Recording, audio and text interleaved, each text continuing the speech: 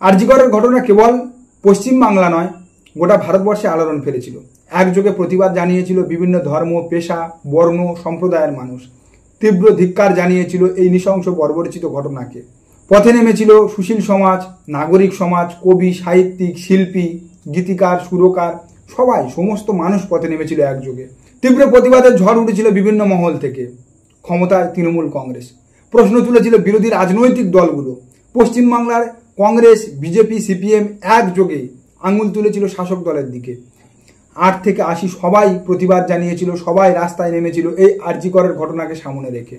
তাহলে এখন বিভিন্ন মহল থেকে প্রশ্ন উঠছে, আরজিকরের মতো এত বড় একটা ঘটনা যেখানে সমস্ত মানুষ একযোগে প্রতিবাদ জানিয়েছে, সমস্ত মানুষ একযোগে পথে নেমেছে, আন্দোলন করেছে, ধিক্কার জানিয়েছে, তারপরে কি তৃণমূল কংগ্রেসের ভোট ব্যাংকে কোনো ভাটা পড়েনি? তৃণমূল কংগ্রেসের ইমেজ কি কোনো ডাউন হয়নি? কারণ রাজ্যে ক্ষমতায় রয়েছে শাসক দল তৃণমূল কংগ্রেস। তৃণমূল কংগ্রেসের কতটা ডাউনফল হয়েছে এই আরজিকর ইস্যুতে?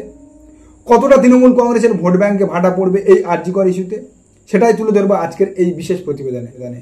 নমস্কার প্রিয় দর্শক, আপনারা দেখছেন চ্যানেল রাজকার্য, আমি বাবুসোনা আপনাদের সঙ্গে।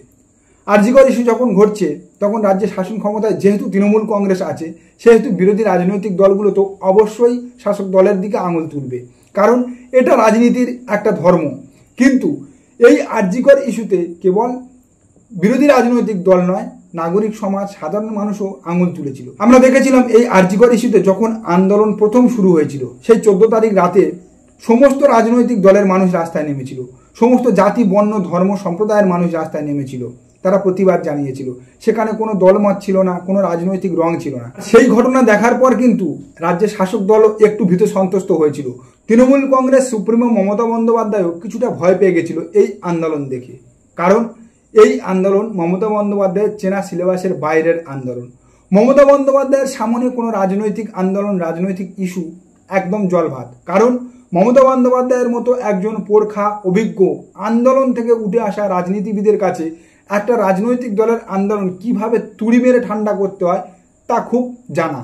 তিনি জানেন রাজ্যের বিরোধী রাজনৈতিক দলগুলো, সে বিজেপি হোক, সিপিএম হোক বা কংগ্রেস, তাদেরকে যে কোনো রাজনৈতিক আন্দোলন বা ইস্যুতে কিভাবে বাপি বাড়িজা করে দিতে হয়। যখন মমতা বন্দ্যোপাধ্যায় দেখেছিল 14 তারিখ রাতে পশ্চিমবাংলার 8 থেকে 80 সবাই মাঠে নেমেছে, তখন তিনি ভীত সন্ত্রস্ত হয়েছিল। কিন্তু মমতা বন্দ্যোপাধ্যায়ের এই চেনা ছকের বাইরের আন্দোলনটা খুব তাড়াতাড়ি অন্য আঙ্গিকে ঘুরে গিয়েছিল যখন বিরোধী দলনেতা দাবি 1 দফা 1 মমতার পদত্যাগ কথাটা সামনে এনেছিল।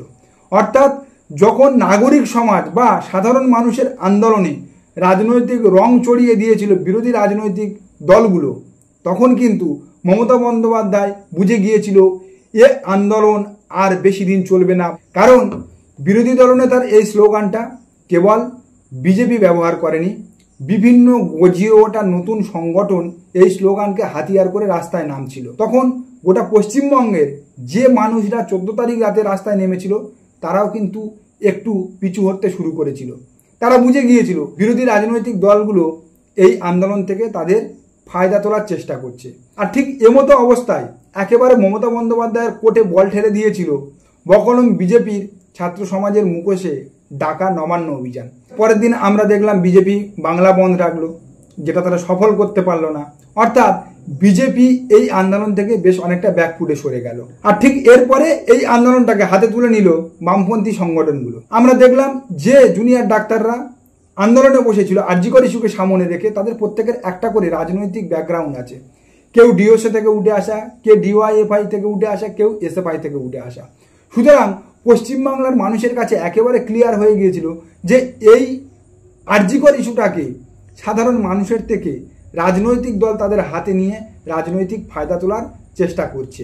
এর ফলে পশ্চিমবাংলার সাধারণ মানুষ যারা এই আরজিকর ইস্যুকে সামনে রেখে প্রথম মাঠে নেমেছিল, রাস্তায় নেমেছিল এবং ভেবেছিল আগামী দিনে আরও প্রতিবাদ করবে, প্রতিবাদের ঝাঁজ বাড়াবে, তারা কিন্তু ধীরে ধীরে পিছনে সরে গিয়েছিল।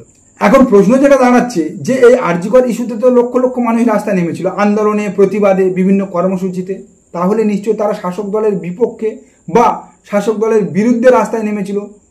অবশ্যই ঠিক কথা, কিন্তু এই অঙ্কটা যদি ভোট ব্যাংক অঙ্কের সঙ্গে একটু তুলনা বা কম্পেয়ার করে দেখা হয়, তাহলে শেষ নির্বাচন 2024 লোকসভা নির্বাচনে রাজ্যে বিরোধী দল বিজেপি পেয়েছিল প্রায় 2,10,00,000 মতো ভোট, আর সিপিআইএম বা বামেরা কংগ্রেস মিলিয়ে পেয়েছিল প্রায় 28 থেকে 30 লক্ষ ভোট।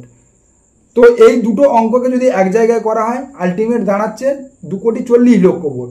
আর ভোট পার্সেন্টেজের দিকে দেখতে গেলে প্রায় 46% ভোট পেয়েছিল তৃণমূল কংগ্রেস। তাহলে বাকি 54% পশ্চিমবাংলার মানুষ কিন্তু শাসক দলের বিপক্ষে, অর্থাৎ প্রায় 54% মানুষ কিন্তু শাসক দলকে চায় না।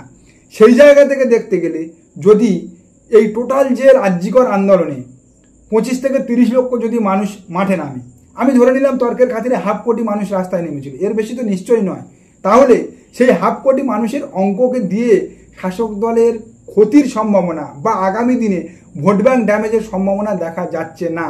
কারণ 2 কোটি থেকে 2.5 কোটি যেখানে মানুষ রাজ্যের শাসক দলের বিপক্ষে ভোট দিয়েছে, সেই মানুষ তো রাস্তায় নামেনি। সেই সংখ্যায় মানুষও যদি রাস্তায় নামতো, তাহলেও শাসক দলের ভোট ব্যাংকে কোনো রকম আঘাত আসতো না। তৃণমূল কংগ্রেসের বর্তমানে যে ভোট ব্যাংক রয়েছে বা ভোট পার্সেন্টেজ রয়েছে, সেই তুলনার দিক থেকে দেখতে গেলে অর্থাৎ রাজ্যের শাসক দলের বিপক্ষে বা তৃণমূল কংগ্রেসের বিরোধী যে ভোট ব্যাংক রয়েছে বা যে জনসংখ্যা রয়েছে, সেই জনসংখ্যার অর্ধেক মানুষও কিন্তু এই আরজিকর আন্দোলনের রাস্তায় নামেনি। সব মিলিয়ে যা দেখা যাচ্ছে, আরজিকর ইস্যুতে তৃণমূল কংগ্রেসের ভাবমূর্তি, তৃণমূল কংগ্রেসের ভোট ব্যাংক বা তৃণমূল কংগ্রেসের ডাউনফল হওয়ার তেমন কোনো জায়গা দেখা যায়নি।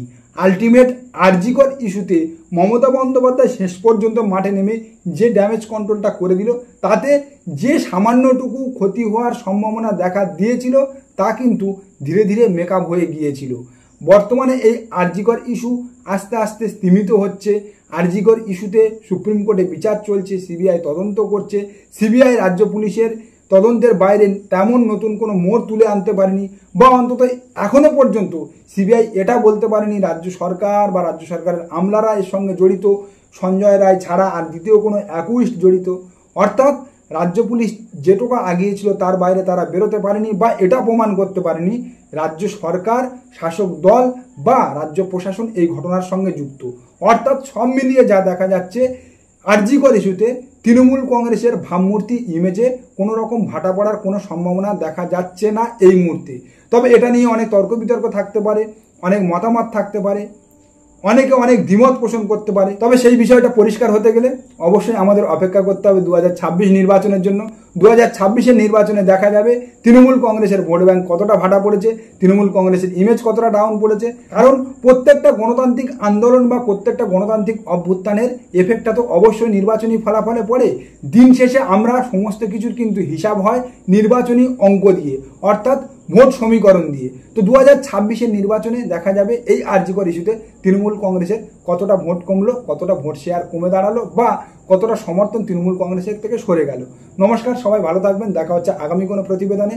আমাদের প্রতিবেদন কেমন লাগছে অবশ্যই আপনারা জানাতে পারেন আমাদের কমেন্ট সেকশানে।